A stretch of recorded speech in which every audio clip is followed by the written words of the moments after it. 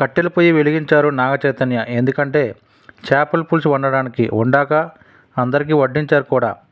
అందరూ బాగుందని మెచ్చుకుంటూ ఫుల్లుగా లాగించేశారు. ప్రస్తుతం ఈ వీడియో వైరల్ అవుతుంది. ఇంతకీ చైతన్య ఇలా చేపల కూర వండటానికి కారణం ఏంటంటే ఇచ్చిన మాట నిలబెట్టుకోవడానికే. తండేల్ చిత్రంలో ఈ హీరో మత్స్యకారుడి పాత్ర చేస్తున్న విషయం తెలిసిందే. విశాఖపట్నం, శ్రీకాకుళం తీర ప్రాంతాల్లోని ఈ చిత్రం షూటింగ్ జరిపారు. కాగా మీ స్టైల్లో చేపల కూర వండి పెడతా అని విశాఖలో చిత్రీకరణలో పాల్గొన్నప్పుడు నాగచైతన్య అన్నారట. అన్నట్లుగానే చేపల కూర వండారు. కూర వండాక అరచేతిలో కాస్త పులుసు వేసుకొని రుచి చూసి పక్కనే ఉన్న అమ్మాయికి ఇస్తే బాగుందండి అని ఆమె అనడం, ఆ తర్వాత చైతు అక్కడ ఉన్నవారికి పులుసు వడ్డించి తాను కూడా తినడం వంటివన్నీ చిత్రీకరించి ఆ వీడియోను షేర్ చేసింది చిత్ర బృందం.